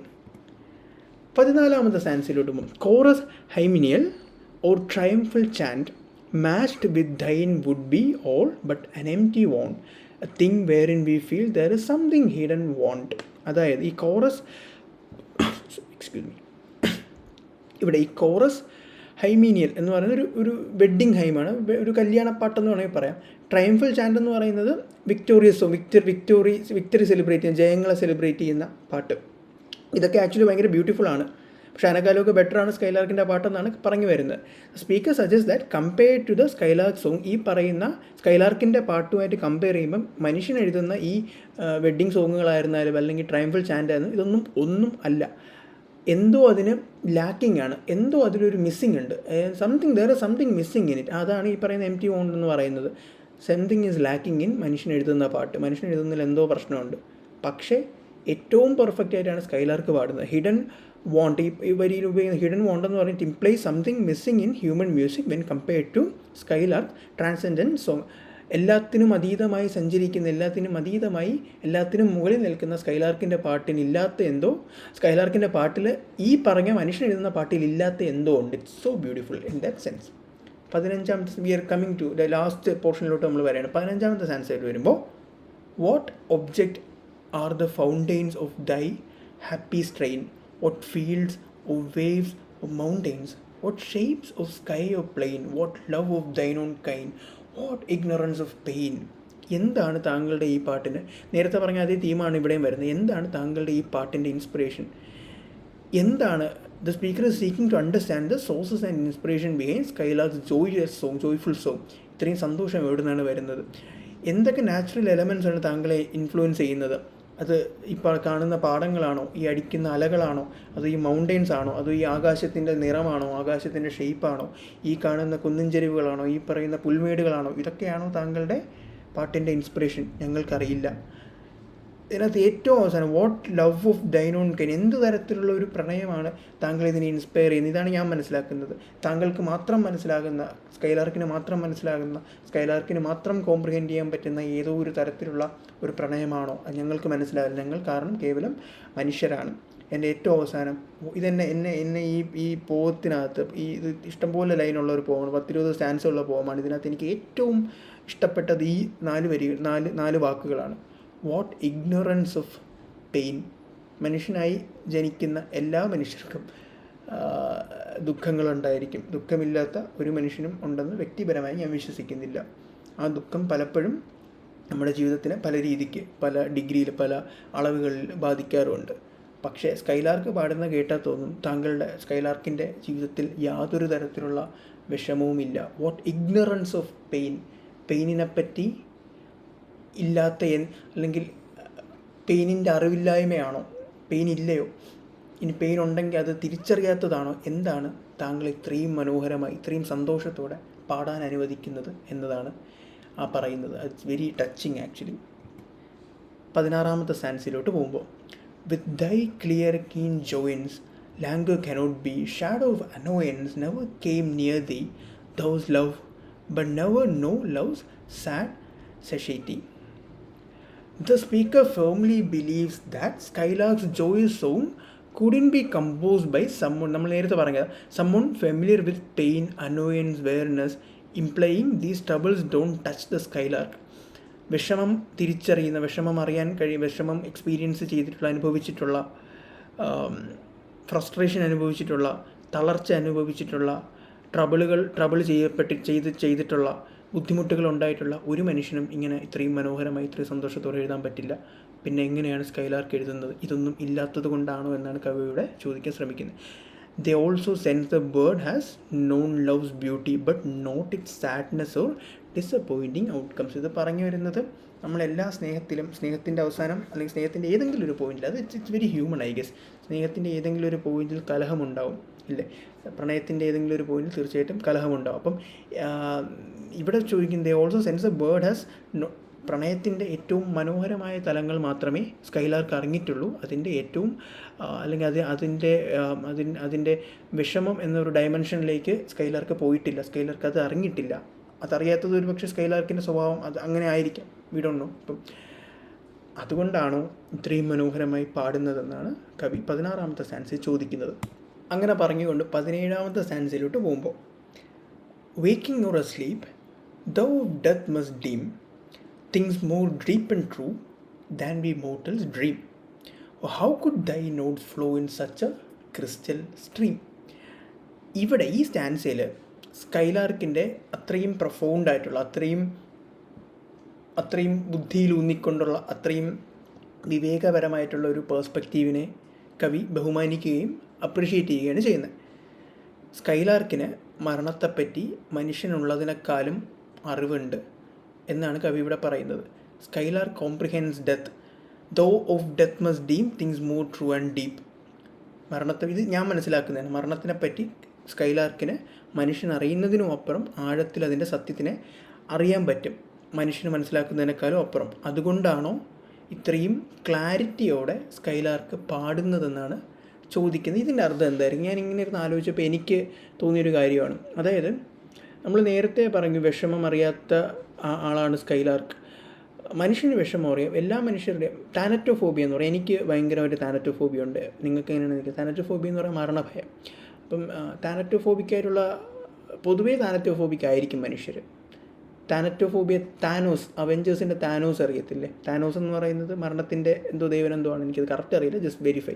അപ്പം ഞാൻ പറഞ്ഞു വരുന്നത്, മരണത്തിനെപ്പറ്റി ആലോചിക്കുന്ന മനുഷ്യൻ തീർച്ചയായിട്ടും ഏതെങ്കിലും ഒരു പോലും അതിനെപ്പറ്റി ആലോചിച്ച് സങ്കടപ്പെടുമായിരിക്കും. പക്ഷേ സ്കൈലാർക്കിൽ, ഈ 17ാമത്തെ സ്റ്റാൻസയിൽ നമ്മൾ കാണുന്ന സ്കൈലാർക്കിലേക്ക് വരുമ്പോൾ, സ്കൈലാർക്ക് മരണത്തിനെപ്പറ്റി മറ്റൊരു വശം, ഒരു പക്ഷേ മറ്റൊരു ഡയമെൻഷൻ അതിനെപ്പറ്റി മനസ്സിലാക്കും, മറ്റൊരു തരത്തിൽ സ്കൈലാർക്ക് അതിനെ മനസ്സിലാക്കുന്നുണ്ടായിരിക്കാം.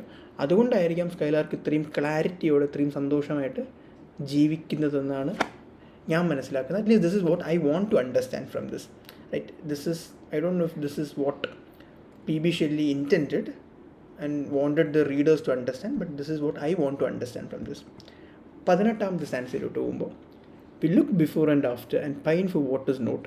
O sincerest laughter with some pain is fraught. O sweetest songs are those that tell of saddest thought. നല്ല രസമുള്ള സ്റ്റാൻസാണിത്.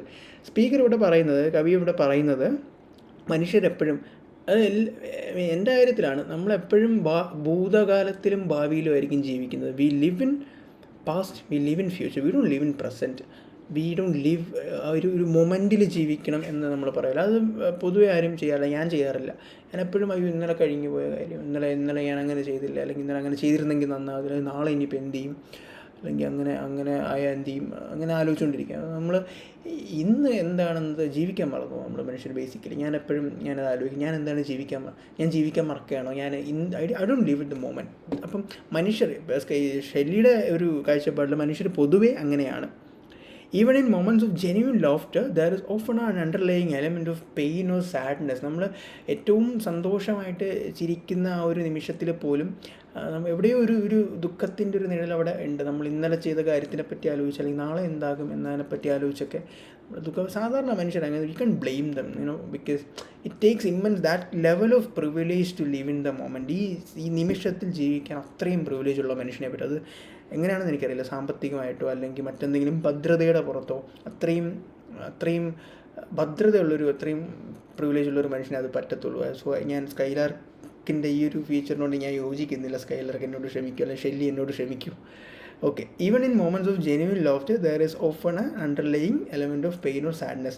The most beautiful songs we create are the ones that expresses deepest and saddest thoughts and emotion. നമ്മൾ പാടുന്ന പാട്ടിനെല്ലാം നമ്മുടെ ഏറ്റവും സങ്കടകരമായിട്ട് നമ്മൾ worry ചെയ്യുന്ന ഒരു തോട്ടോ ഇമോഷനോ അതിനകത്ത് ഉണ്ടായിരിക്കും എന്നാണ് ഇപ്പോൾ പറഞ്ഞു വരുന്നത്. അത് മാനുഷികമാണ്, നമുക്കൊന്നും ചെയ്യാൻ പറ്റില്ല. സ്കൈലാർക്ക് മറ്റെന്തോ ഒരു തലത്തിൽ നിൽക്കുന്ന ഒരു സ്പിരിച്വൽ ബീയിങ് ആണ്, ബ്ലൈറ്റ് സ്പിരിറ്റ് എന്നൊക്കെയാണ് ഷെല്ലി പറയുന്നത്. Okay, could be. സ്കൈലാർക്കിനെ പോലെ ആവാൻ പറ്റിക്കഴിഞ്ഞാൽ അടിപൊളിയാണ്. നിങ്ങൾക്ക് അത്രയും live in the moment, live the happiest, just be like skylark. Very easy to tell, but try to do that. ഞാൻ എൻ്റെ അടുത്ത് തന്നെ പറയുന്നത്. 19ാമത്തെ സ്റ്റാൻസയിലോട്ട് പോകുമ്പോൾ, yet if we could scorn hate and pride and fear, if we were things born not to shed a tear, I know not how thy joy we ever should come near. If even humans are devoid of every negativities, എല്ലാ തരത്തിലുള്ള negativity മാറ്റി നിർത്തിയാൽ പോലും, even if they stop shedding tear, കരച്ചിൽ നിർത്തിയാൽ പോലും, the narrator is not sure if humans can come even close to the joy that the skylark gives അല്ലെങ്കിൽ has. നമ്മുടെ എല്ലാ വിഷമങ്ങളും മാറ്റി നിർത്തിയാലും കരഞ്ഞു തീർക്കാൻ ഇനി കണ്ണീരൊന്നും ബാക്കിയില്ല എന്നൊരവസ്ഥയിലെത്തി, കണ്ണീരെല്ലാം വറ്റി വരണ്ട് തീർന്നാൽ പോലും, അല്ലെങ്കിൽ കണ്ണീരൊന്നും ഇല്ലെന്ന ഒരവസ്ഥ വന്നാൽ പോലും, ഒരു കാരണവശാലും സ്കൈലാർക്കിൻ്റെ അത്രയും സന്തോഷം മനുഷ്യന് കിട്ടാൻ പോകുന്നില്ല. ദിസ് ഇസ് റാദർ ഒരു ഫിലോസഫിക്കൽ സ്റ്റേറ്റ്മെൻറ്റ്. നമ്മൾ ഒന്നും അത്രയും ഓക്കെ, ഞാൻ കൂടുതൽ ഡെസ്പ് ആക്കുന്നില്ല. ഒരു കാര്യമാണ്, ഒരു ഇൻ്റർവ്യൂ ഉണ്ട്, ജോണി ലൂക്കാസിൻ്റെ മനോരമയിലുള്ളൊരു ഇൻ്റർവ്യൂ ആണ്. അത് മരിച്ചുപോയ മലയാള നടൻ മുരളിയായിട്ടുള്ളൊരു ഇൻ്റർവ്യൂ ആണ്. മുരളി അതിനകത്തൊരു കാര്യം പറയുന്നത്, ആർക്കാണ് ദുഃഖമില്ലാത്ത ജീവിതത്തിൽ, വളരെ കുറച്ച് പേര് മാത്രമേ അങ്ങനെയുള്ളൂ, അതിനാൽ ഉപാസിപ്പു എന്നൊക്കെ പറഞ്ഞിട്ടൊരു വരിയൊക്കെ പറയുന്നുണ്ട്. ഭയങ്കര രസമാണ്. അപ്പം അതിൻ്റെ ഒരു റിവേഴ്സാണ്, അതിൻ്റെ ഒരു റിവേഴ്സ് അല്ല, അതിൻ്റെ ഒരു ഓപ്പോസിറ്റാണ്, അല്ലെങ്കിൽ ഒരു ആൻറ്റിതീസിസ് ആണ് സ്കൈലാർക്കിലൂടെ. അല്ലെങ്കിൽ ആൻറ്റിതീസിസ് അല്ല, ആക്ച്വലി അതിൻ്റെ ഒരു അതേ കാര്യം തന്നെയാണ് മറ്റൊരു ഭാഷയിൽ അല്ലെങ്കിൽ മറ്റൊരു തരത്തിൽ സ്കൈലാർക്കിലൂടെ പി വി ഷെല്ലി പറയാൻ ശ്രമിക്കുന്നത്. ദുഃഖമില്ലാത്ത മനുഷ്യരാരുമില്ല. ബട്ട് എന്ത് ചെയ്യണം, ദുഃഖമുണ്ടെങ്കിൽ പോലും സന്തോഷം കണ്ടെത്താൻ ശ്രമിക്കണം. Okay, enough bullshit. 20ാമത്തെ stanza. Better than all measures of delightful sounds, better than all treasures that in books are found, thy skill to poet where thou scorner of the ground. അതായത് ഈ കാണുന്ന ഈ മനോഹരമായ ലോകത്ത് എഴുതപ്പെട്ടിട്ടുള്ള ഒരു പക്ഷേ എല്ലാ മനോഹരമായിട്ടുള്ള പാട്ടുകളെക്കാളും അതിൻ്റെ എല്ലാ മെഷറുകളെക്കാളും മനോഹരമാണ് സ്കൈലാർക്കിൻ്റെ പാട്ട്. ഇനി പുസ്തകങ്ങളിൽ കാണുന്ന better than all treasures that in books of found, ഈ കാണുന്ന ബുക്കുകളിലുള്ള സർവ്വ ട്രഷറുകളെക്കാളും, അല്ലെങ്കിൽ ലോകത്തുള്ള എല്ലാ ട്രഷറുകളെക്കാളും, അല്ലെങ്കിൽ ബുക്ക് ട്രഷർ എന്ന് ഇവിടെ ഉദ്ദേശിക്കുന്നത് മേ ബി റൈറ്റിങ്സിനായിരിക്കാം, പോയിംസിന്, കവിതകളായിരിക്കാം.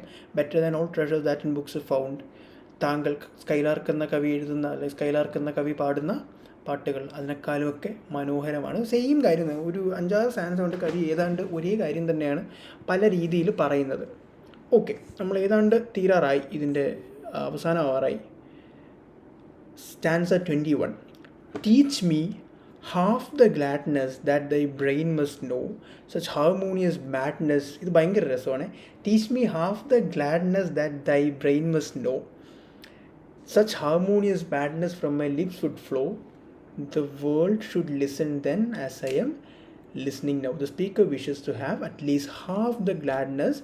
സ്കൈലാർക്കിനുള്ള സന്തോഷത്തിൻ്റെ പകുതിയെങ്കിലും തനിക്കുണ്ടായിരുന്നെങ്കിലെന്ന് ഷെല്ലി ആഗ്രഹിക്കുന്നു. അങ്ങനെ ഉണ്ടെങ്കിൽ lips in harmonious madness, will sing songs that the world will appreciate, like how the speaker appreciates the Skylark. അങ്ങനെ ഉള്ളതിൻ്റെ പകുതി സന്തോഷമെങ്കിലും ജീവിതത്തിൽ ഷെല്ലിക്കുണ്ടായിരുന്നുവെങ്കിൽ അദ്ദേഹം ലോകം മൊത്തം കേട്ടാസ്വദിക്കുന്ന നിരവധി കവിതകൾ എഴുതുമായിരുന്നു. എങ്ങനെ ഹാർമോണിയസ് മാഡ്നസ്, അത് ഒരു ഓക്സിമോറോൺ ആണല്ലേ.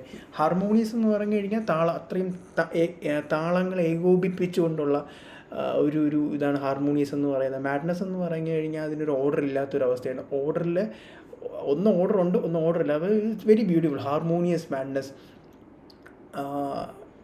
മുൻകൂട്ടി സംഘടിപ്പിച്ച ഒരു തരത്തിലുള്ള ഭ്രാന്തമായ ഒരവസ്ഥ എന്ന് വേണമെങ്കിൽ നമുക്ക് വായിച്ചെടുക്കുക. It's very beautiful. Harmonious madness, അത്രയും ഹാർമോണിയസ് മാഡ്നസ്സിൽ ഇത്രയും സന്തോഷത്തിൻ്റെ പകുതിയെങ്കിലും ഉണ്ടായിരുന്നെങ്കിൽ എനിക്ക് എഴുതാൻ പറ്റുമായിരുന്നു എന്ന് ഷെല്ലി പറയുന്നത്. This is something very interesting. കാരണം ഷെല്ലി പറയുന്നത് എന്താ, അങ്ങനെ എനിക്ക് എഴുതാൻ കഴിഞ്ഞിരുന്നെങ്കിൽ ലോകം എൻ്റെ കവിതകളെ അപ്രിഷ്യേറ്റ് ചെയ്തനെ എന്നാണ്. What are V doing now? നമ്മൾ എന്താണ് ചെയ്യുന്നത്? ഇപ്പോൾ എന്താണ് ചെയ്യുന്നത്? വി ആർ ആക്ച്വലി അപ്രിഷ്യേറ്റിംഗ് ഇയാളുടെ ഷെല്ലിയുടെ കവിത. ഇതൊരു കൈൻഡ് ഓഫ് ഒരു ഐറോണിക്കാണ്. കാരണം ഷെല്ലി പറയുന്നത് അങ്ങനെ ഉണ്ടായിരുന്നെങ്കിൽ എന്നെ കുറച്ചുകൂടെ ലോകം അപ്രിഷ്യേറ്റ് ചെയ്തേനെ. We are actually appreciating. We are part of the world. We live kilometres and kilometres away from the place where Shelley once lived. Shelley താമസിച്ചിരുന്ന സ്ഥലത്തിൽ നിന്നും, ഷെല്ലി താമസിച്ചിരുന്ന കാലഘട്ടത്തിൽ നിന്നും ഒത്തിരി ഒത്തിരി ഒത്തിരി അകലെ ഇരുന്നു കൊണ്ട് ഈ കൊച്ചു കേരളത്തിൽ ഇരുന്നുകൊണ്ട് we are actually appreciating somebody who once said that ഇതിൻ്റെ പാതിയെങ്കിലും കഴിവുണ്ടായിരുന്നെങ്കിൽ ഞാൻ നന്നായി പോയനെ എന്ന്. It's very interesting. പോം അവിടെ അവസാനിക്കുകയാണ്. പക്ഷേ കുറച്ച് കാര്യങ്ങൾ കൂടെ നിങ്ങൾ ഇതിനകത്തുനിന്ന് മനസ്സിലാക്കേണ്ടതുണ്ട്. I hope you like the poem. Okay, ഇതിപ്പം നിങ്ങൾക്ക് ഒരുപാട് ലെന്ത് കൂടി പോകുന്നുണ്ട് എനിക്കറിയാം. പക്ഷേ ഇത് അത്രയും ഡിസ്കസ് ചെയ്യേണ്ട ഒരു പോമാണ്. അല്ലെങ്കിൽ നിങ്ങൾക്ക് ഇറ്റ്സ് ഗുഡ്. ഇവിടെ വെച്ച് വേണമെങ്കിൽ ഒരു ബ്രേക്ക് എടുത്തോ, go drink some water and come back. Okay, ഇതിനകത്ത് ആദ്യം ഞാൻ പോയിട്ടിക്ക് ഇതിൻ്റെ ഒരു മൊത്തം സ്ട്രക്ചറിനെ പറ്റി, കവിതയുടെ ഒരു സ്ട്രക്ചറിനെ പറ്റി പറയാം. 21 സ്റ്റാൻസ്, അവസാന സ്റ്റാൻസ്, 21ാമത്തെ സ്റ്റാൻസയും കഴിഞ്ഞ് 21 സ്റ്റാൻസയാണ് ഈ കവിതയ്ക്കുള്ളത്. ഓരോ സ്റ്റാൻസയിലും 5 വരി വെച്ചുണ്ട്. ലാസ്റ്റ് നോക്ക്, 1 2 3 4 5 വരി വെച്ചുണ്ട്. ഇതിനകത്ത് ആദ്യത്തെ 4 വരികൾ, ഈ സ്റ്റാൻസ എന്നല്ല എല്ലാ സ്റ്റാൻസയിലെയും ആദ്യത്തെ 4 വരികൾ ട്രൈമീറ്റർ, അതൊരു പോയിറ്റിക് മീറ്ററാണ്. അതെന്താണെന്ന് ഞാൻ പെട്ടെന്ന്, ഇത് ചെറിയൊരു ടോപ്പിക്കല്ല, ഇത് വലിയൊരു ടോപ്പിക്കാണ്. എന്നാലും നിങ്ങൾക്ക് മനസ്സിലാകുന്ന ഒരു രീതിയിൽ ഞാൻ പെട്ടെന്ന് പറയാൻ ശ്രമിക്കാം. ആദ്യത്തെ 5 എണ്ണത്തിൽ ആദ്യത്തെ 4 ലൈനുകൾ എല്ലാ സ്റ്റാൻസയിലും ട്രൈമീറ്ററാണ്. ഈ trimeter is a poetic rhythm that consist of lines with 3 pairs of syllable. Syllable എന്താണ്? ഒരു വാക്കിൻ്റെ അല്ലെങ്കിൽ ഒന്നിൻ്റെ ഏറ്റവും ഭാഷയുടെ ഏറ്റവും അടിസ്ഥാനപരമായിട്ടുള്ള ഒരു യൂണിറ്റാണ് സിലബിൾ എന്ന് പറയുന്നത്. For example, my name is Gokul. Gokul എന്ന വാക്ക് 2 സിലബിളാണ്. ഗോകുൽ 2 വാക്കാണ്, 2 സിലബിളുകളാണ് ഉണ്ടാക്കിയത്. അപ്പം അടിസ്ഥാന യൂണിറ്റ്, ബേസിക് യൂണിറ്റാണ് ഈ സിലബിൾ എന്ന് പറയുന്നത്. ട്രൈമീറ്ററിനകത്ത് it consist of 3 pairs of syllable. 3 pair of സിലബിളാണുള്ളത്. അത് 6 സിലബിളാണ്. 3 × 2 6 സിലബിളാണുള്ളത്. അത് 2 2 2 ആയിട്ട് 3 പെയർ ആയിട്ടാണ് നിൽക്കുന്നത്. ഓരോ പെയറിലെയും ആദ്യത്തെ സിലബിൾ സ്ട്രെസ്ഡും രണ്ടാമത്തെ സിലബിൾ അൺസ്ട്രെസ്ഡുമാണ്. എന്താണ് സ്ട്രെസ്സിങ്ങും എന്താണ് അൺസ്ട്രെസ്സിങ്ങും ഇതും നിങ്ങൾക്ക് അറിയില്ലെങ്കിൽ ഞാൻ പെട്ടെന്ന് പറയാം. നമ്മൾ ശക്തി കൊടുത്ത് പറയുന്നതിനെ സ്ട്രെസ്ഡ് എന്നും ശക്തിയില്ലാതെ പറയുന്നതിനെ അൺസ്ട്രെസ്ഡ് എന്നും പറയും.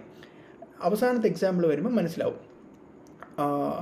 ഫോർ എക്സാമ്പിൾ, അമേരിക്ക എന്ന വാക്ക്, അതിനകത്ത് അമേരിക്ക എന്ന ആദ്യത്തെ അൺസ്ട്രെസ്ഡ് ആണ്, സ്ട്രെസ് ഇല്ല. ബാക്കിയുള്ളതിനാണ് സ്ട്രെസ്. America, right? ഏതാണ്ട് മനസ്സിലാകാൻ ഞാൻ വേണ്ടി പറഞ്ഞതാണ്. ഓക്കെ, ഓരോ ട്രൈമീറ്ററിൽ വരുമ്പം 6 സിലബിൾ, അതിനെ പെയർ ചെയ്ത് 3 പെയറായിട്ടുണ്ട്. ഓരോ പെയറിലെയും ആദ്യത്തെ സിലബിൾ സ്ട്രെസ്ഡ് ആണ്, രണ്ടാമത്തത് അൺസ്ട്രെസ്ഡ് ആണ്. ഇതൊരു റിതമുണ്ടാകും. ഇതിങ്ങനെ എല്ലാത്തിലും ഇങ്ങനെ വരുമ്പോൾ ഒരു റിതമുണ്ട്. ആ റിതമാണ് അവസാനം ഞാൻ പറയാൻ ശ്രമിക്കുന്നത്. ഞാൻ ജസ്റ്റ് ഒന്ന് വായിക്കാം, കേട്ടു. Dum Dum Dum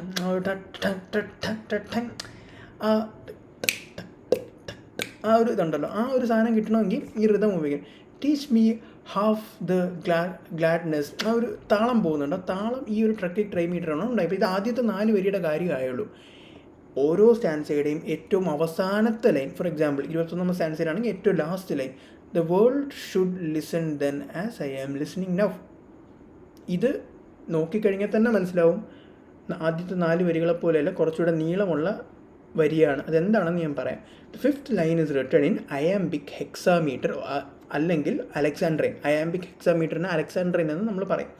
it is made up of lines with 6 pairs of syllable, 6 പേരുണ്ട്. നമ്മൾ നേരത്തെ 3 പേരേ കണ്ടുള്ളൂ. 3x2 6 സിലബിളുകളുള്ള ആദ്യത്തെ 4 വരികളാണെങ്കിൽ അവസാനത്തെ വരിയിലോട്ട് വരുമ്പോൾ അതിൽ 6 പെയർ ഓഫ് സിലബിളുണ്ട്. അതായത് 12 സിലബിൾ, ഇരട്ടി സിലബിളുണ്ട്. അത് 12നെ 2ൻ്റെ ഗ്രൂപ്പായി 6 പെയർ ഓഫ് സിലബിളുണ്ട്. ഇതിനകത്തെങ്ങനെ ഓരോ പെയറിലും ആദ്യത്തെ സിലബിൾ അൺസ്ട്രെസ്ഡും രണ്ടാമത്തെ സിലബിൾ സ്ട്രെസ്ഡ് ആണ്. ആദ്യത്തെ സിലബിൾ ശക്തി ഇല്ലാതെയും രണ്ടാമത്തെ സിലബിൾ ശക്തിയോടെയാണ് നമ്മൾ പറയുന്നത്. അപ്പോൾ എന്ത് പാറ്റേൺ ആണ് ഉണ്ടാകുന്നത്? അപ്പോൾ എന്ത് പാറ്റേൺ ആണ് ഉണ്ടാകുന്നത്? വെറുതെ ഒന്ന് നെഞ്ചിലടിച്ചു, sorry. Then you get the pattern, you get the rhythm. ഢം ഢം ഢം ഢം ഢം ആൻഡ് ഢം. ഞാൻ പറഞ്ഞത് മനസ്സിലായെന്ന് വിശ്വസിക്കുന്നു. ഇത് വലിയൊരു ടോപ്പിക്കാണ്. എനിക്ക് പറയാൻ പറ്റുന്ന രീതിയിൽ ഞാൻ പെട്ടെന്ന് പറഞ്ഞിട്ടുണ്ട്. ഇനി ഇതിൻ്റെ റെയിം സ്കീം എന്താണ്? A B A B B. അതെന്താണെന്ന് ഞാൻ ഇവിടെ പറയാം. നിങ്ങൾ ഓരോ വരിയുടെയും അവസാനത്തെ അക്ഷരം നോക്കണം. Okay, A B A B B ആണ് വരുന്നത്. ഒന്നാമത്തെ വരിയുടെ അവസാനം എങ്ങനെയാണ് തീരുന്നത്? മൂന്നാമത്തത് എങ്ങനെയാണ് തീരുന്നത്? മൂന്നാമത്തെ വരിയുടെ ഗ്ലാഡ്നെസ്. മൂന്നാമത്തെ വരിയുടെ അവസാനം എങ്ങനെ? മാഡ്നെസ്. ആ സൗണ്ട് ഒന്നാമത്തെ വരിയിലും മൂന്നാമത്തെ വരിയിലും റിപ്പീറ്റ് ആണ്. ഇതിന് മുമ്പത്തെ സ്റ്റാൻസ് എടുത്ത് നോക്ക്. ഒന്നാമത്തെ വരിയുടെ അവസാനം എന്താ? മെഷേഴ്സ്. മൂന്നാമത്തെ വരിയുടെ അവസാനം ട്രഷേഴ്സ്. ഒരേപോലെയല്ലേ തീരുന്നത്. ഇനി എ ബി, അപ്പോൾ എ എന്താണെന്ന് മനസ്സിലായി. A B A B B. രണ്ടാമത്തത്, നാലാമത്തത്, അഞ്ചാമത്തത് ബി ആണ്. അപ്പം ഏതാണ്ട് ഒരേപോലെ അവസാനിക്കണം. ഇവിടെ നോക്കി നോക്കി. രണ്ടാമത്തെ വരി അവസാനിക്കുന്നത് എങ്ങനെ? നോ. നാലാമത്തെ വരി അവസാനിക്കുന്നത് ഫ്ലോ. അഞ്ചെങ്ങനെയാണ്? Now, know, flow, now. ഏതാണ്ട് ഒരുപോലെയല്ലേ അവസാനിക്കുന്നത്. മുമ്പത്തത് നോക്കി നോക്കി, സെയിം ആയിരിക്കും. Sound, found, ground. ഒന്നുകൂടെ നോക്കാം. Fear, tear, near. അപ്പോൾ ഒരു താളം കിട്ടിയില്ലേ, ഒരു രസമല്ലേ. അപ്പോൾ ഈ കവിത റിതമിക്കലി അല്ലെങ്കിൽ റെയിം വൈസ് മനോഹരമാവുന്നത് ഇത്തരത്തിലുള്ള, ഇപ്പോൾ നമ്മൾ ഈ പറഞ്ഞതുപോലെ നേരത്തെ കണ്ട ട്രക്കിക് ട്രൈമീറ്റർ അല്ലെങ്കിൽ ആംബിക് ഹെക്സാമീറ്റർ അല്ലെങ്കിൽ ഈ പറഞ്ഞ എ ബി ബി ആ ഒരു പാറ്റേൺ, ഇതൊക്കെ വരുമ്പം മൊത്തത്തിൽ കവിത കേൾക്കാനൊരു താളമുണ്ട്. ആ ഒരു താളം ഉണ്ടല്ലേ, ഐ ലൈക്ക് ദാറ്റ്. അപ്പം അതുണ്ടാവും. അത് ഇത്രയേ ഉള്ളൂ, ടെക്നിക്കലി എത്രയേ ഉള്ളൂ. പക്ഷേ പോകുന്നതിന് മുമ്പ് ഒരു 4-5 തീംസ് കൂടെ നമുക്ക് പറയണം. ഈ കവിതയുടെ മെയിൻ തീമുകൾ ഞാൻ ഐഡൻറ്റിഫൈ ചെയ്യുന്നത് ഞാൻ പറയാം. ഒന്നാമത്തത് നേച്ചർ. ഞാൻ പറഞ്ഞ ഗോ ബാക്ക് ടു അല്ലെങ്കിൽ think about the opening of this class, whatever lecture, whatever you want to call this. ഞാൻ പറഞ്ഞത് റൊമാൻറ്റിക് ഇറയുടെ ഏറ്റവും പ്രോമിനൻ്റ് ആയിട്ടുള്ളൊരു ഫീച്ചർ പ്രകൃതിയെപ്പറ്റിയുള്ള വർണ്ണനകളാണ്. ഇതിനകത്തും അതല്ലേ സംഭവിക്കുന്നത്. സ്കൈലാർക്ക് പ്രകൃതിയുടെ ഭാഗമാണ്. സ്കൈലാർക്ക് ഈ പ്രകൃതിയുടെ ഭാഗമാണ്. ഇതിനകത്ത് ഉപയോഗിച്ചിരിക്കുന്ന ഇമേജറീസ് എല്ലാം തന്നെ പ്രകൃതിയിൽ നിന്നാണ്. പുല്ലുകളെപ്പറ്റിയും കവിതകളെപ്പറ്റിയും പുല്ലുകളെപ്പറ്റിയും പൂക്കളെപ്പറ്റിയും കിളികളെപ്പറ്റിയും അല്ലെങ്കിൽ പ്രകൃതിയിൽ കാണുന്ന മഴവില്ലിനെ പറ്റിയും മഴയെപ്പറ്റിയൊക്കെയാണ് ഇതിനകത്ത് പറയുന്നത്. അപ്പോൾ nature is A significant part of this. അത് പറഞ്ഞുകൊണ്ട് കണക്ട് ചെയ്തുകൊണ്ട് രണ്ടാമത്തെ തീമിലേക്ക് ഞാൻ പോകും. പാൻതീസം. അതെന്താണ്? പാൻതീസം ഒരു ബിലീഫ് സിസ്റ്റമാണ്. നമ്മൾ ഒരു മതപരമെന്ന് പറയാൻ പറ്റുമെന്ന് എനിക്കറിയില്ല, പക്ഷേ അതിനോളം തന്നെ ഒരു കറൻസി ഉള്ള ഒരു ബിലീഫ് സിസ്റ്റമാണ് പാൻതീസം എന്ന് പറയുന്നത്. It's the idea that God or spiritual force is not separate from natural world but it is present in everything around us. ദൈവം എന്ന് പറയുന്നൊരു കോൺസെപ്റ്റ് അല്ലെങ്കിൽ സ്പിരിച്വൽ ഫോഴ്സ് എന്ന് പറയുന്ന ഒരു ഐഡിയ, ഇതെല്ലാം മനുഷ്യനിൽ നിന്നോ പ്രകൃതിയിൽ നിന്നോ ഒന്നും മാറി ദൂരെ എവിടെയോ ഇരിക്കുന്നൊരു സാധനമല്ല. Everything is here. നമ്മൾ പറയുന്ന അല്ലെങ്കിൽ നമ്മൾ ഫിലോസോഫിക്കലി പറയുന്ന ദൈവം എന്ന് പറയുന്ന കോൺസെപ്റ്റ് അല്ലെങ്കിൽ നമ്മൾ പറയുന്ന സ്പിരിച്വൽ ഒരു ഡയമെൻഷൻ എന്ന് പറയുന്ന കാര്യം, ഇതെല്ലാം ദൂരെ നിൽക്കുന്നൊരു സാധനമല്ല. ഇതെല്ലാം മാറി നിൽക്കുന്ന ഒന്നല്ല. ഇതെല്ലാം ഈ പ്രകൃതിയിൽ അലിഞ്ഞു ചേർന്നിരിക്കുന്ന ഒരുപക്ഷെ പ്രകൃതി തന്നെയാണ് എന്നാണ് പാൻതീസം മുൻപോട്ട് വയ്ക്കുന്ന ഒരാശയം. ഈ വേർഡ്സ്വർത്തൊക്കെ അല്ലെങ്കിൽ ഷെല്ലി എല്ലാം പാൻതീസത്തിൻ്റെ ആൾക്കാരായിരുന്നു. ആ ഒരു സമയത്ത് നല്ലൊരു മൂവ്മെൻ്റ് ഉള്ള ഒരു സിസ്റ്റമായിരുന്നു. മൂന്നാമത്തെ transcendence. The bird song as A form of transcendence allowing it to rise above the mundane and the sorrow of human existence. Transcendence എന്ന് പറയുമ്പോൾ ഒന്നിനും മുകളിൽ നിൽക്കുന്ന അല്ലെങ്കിൽ അതിനും അതീതമായിട്ടെന്നൊക്കെ ഒരു മീനിങ് ഉള്ള മനുഷ്യൻ്റെ മണ്ടൈൻ എന്ന് പറഞ്ഞാൽ എന്താ, ആവർത്തന വിരസത കൊണ്ട്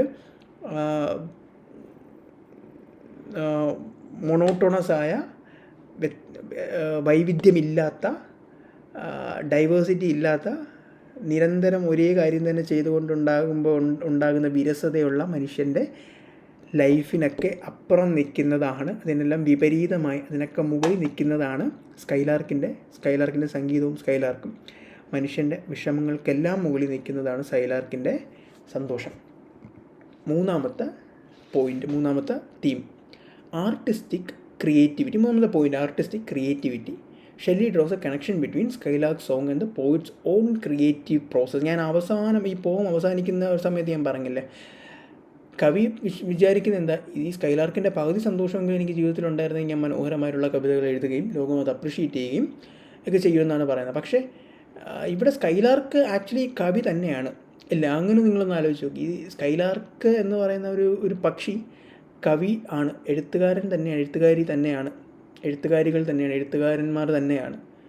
ദേ have immense creative force just like skylark has. സ്കൈലാർക്കിനുള്ളതുപോലെ തന്നെ അത്രയും ക്രിയേറ്റീവ് ഫോഴ്സ് ഇവർക്ക് ഉണ്ട്. അതുകൊണ്ടല്ലേ നമ്മൾ ഇത്രയും 100 വർഷം മുമ്പ് എഴുതിയ ഈ പോം ഞാനിത് രാത്രി 10 മണിക്ക് ഞാനിതിരുന്ന് ഇതിനെപ്പറ്റി സംസാരിക്കണമെങ്കിൽ 200 വർഷം മുമ്പ് ജീവിച്ചിരുന്ന മറ്റൊരു ഭൂഖണ്ഡത്തിൽ ജീവിച്ചിരുന്ന ഷെല്ലിക്ക് ഉണ്ടായിരുന്ന ഒരു തരത്തിലുള്ളൊരു ക്രിയേറ്റീവ് ഫോഴ്സ് കാരണം തന്നെയാണ് ഇത് സംഭവിക്കുന്നത്. പിന്നെ സിലബസിൽ പലയിടത്തും പ്രിസ്ക്രൈബ് ചെയ്തിട്ടുള്ളത് കൊണ്ടും ഒക്കെയാണ്. Okay, I hope the point is clear. നാലാമത്തത് imagination and idealism reflects the romantic emphasis on imagination and romantic കാലഘട്ടത്തിലുണ്ടായിരുന്ന ഒരു തരത്തിലുള്ളൊരു ഇമാജിനേഷൻ എന്ന് പറയുമ്പോൾ ഒരു ഭാവനയ്ക്ക് കൊണ്ടൊരു പ്രാധാന്യം. Skylark represent an idealized vision of nature. Ideal എന്ന് പറഞ്ഞാൽ എന്തിൻ്റെയും ഏറ്റവും ഉത്തമമായിട്ടുള്ള ഉദാഹരണമാണ് എപ്പോഴും നമ്മൾ ഐഡിയൽ എന്ന് പറയുന്നത്. നേച്ചറിൻ്റെ അല്ലെങ്കിൽ സ്പീക്കറിൻ്റെ നേച്ചറിൻ്റെ ഏറ്റവും ഐഡിയലായിട്ടുള്ളൊരു വെർഷനാണ് സ്കൈലാർക്ക് റെപ്രസെൻറ്റ് ചെയ്യുന്നത്. നേച്ചറിൻ്റെ ഏറ്റവും ഉത്തമമായിട്ടുള്ളൊരു മാതൃകയാണ് സ്കൈലാർക്ക് റെപ്രസെൻറ്റ് ചെയ്യുന്നത്. And the speaker's imagination allows him to transcend the ordinary and embrace the extraordinary aspects of the bird's existence. സ്പീക്കറിൻ്റെ ഭാവന കൊണ്ട്, എഴുത്തുകാരൻ്റെ ഭാവന കൊണ്ട് സ്കൈലാർക്കിൻ്റെ ഏറ്റവും മനോഹരമായിട്ടുള്ള ഒരു ആസ്പെക്റ്റുകളെ ഇവിടെ ക്യാപ്ചർ ചെയ്യാൻ പറ്റി എന്ന് പറഞ്ഞുകൊണ്ട് നമുക്കിവിടെ അവസാനിപ്പിക്കേണ്ട ഒരു പോയിൻ്റ് കൂടെ ഉണ്ട്. 5ാമത്തെ point eternal beauty and immortality.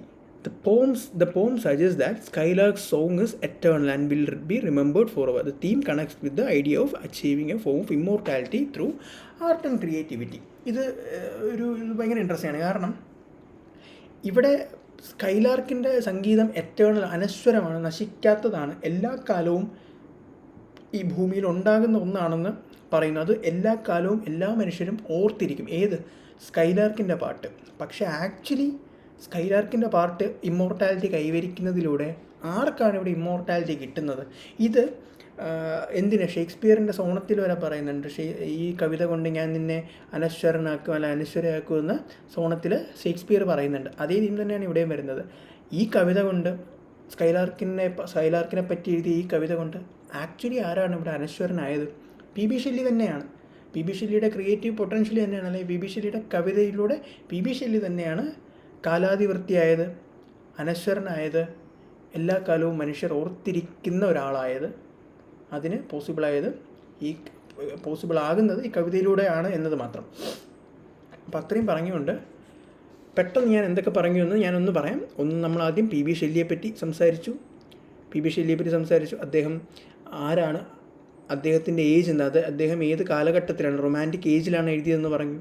Romantic ഏജിൻ്റെ പ്രധാനപ്പെട്ട ഫീച്ചേഴ്സ് എന്തൊക്കെയാണെന്ന് പറഞ്ഞു. റൊമാൻറ്റിക് ഏജിൻ്റെ ആ ഫീച്ചേഴ്സ് എങ്ങനെ ഈ 21 സ്റ്റാൻസകളിൽ റിഫ്ലക്റ്റ് ചെയ്യുന്നത് എങ്ങനെയാണെന്ന് നമ്മൾ മനസ്സിലാക്കി. 21 സ്റ്റാൻസകളിലൂടെ എനിക്ക് എന്താണ് മനസ്സിലായെന്ന് ഞാൻ നിങ്ങൾക്ക് പറഞ്ഞു തന്നു. ഈ പോയത്തിൻ്റെ സ്ട്രക്ചർ, അതിൻ്റെ റിതമും റൈമും എന്താണെന്ന് നമ്മൾ മനസ്സിലാക്കി.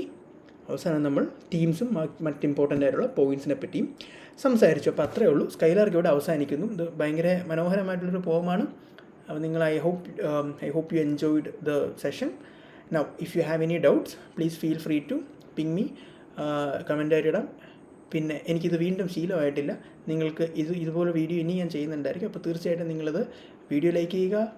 നിങ്ങളുടെ ഫ്രണ്ട്സിന് ഇത് ഗുണകരമാണ് എന്ന് തോന്നിക്കഴിഞ്ഞാൽ തീർച്ചയായിട്ടും അവർക്ക് ഷെയർ ചെയ്യുക. പിന്നെ സബ്സ്ക്രൈബ് ചെയ്ത് കഴിഞ്ഞാൽ അടുത്ത വീഡിയോ ഇടുമ്പോൾ നിങ്ങൾക്ക് തീർച്ചയായിട്ടും കാണാൻ പറ്റും എന്ന് പറഞ്ഞുകൊണ്ട് ഞാനിവിടെ നിർത്തുന്നു. Thank you.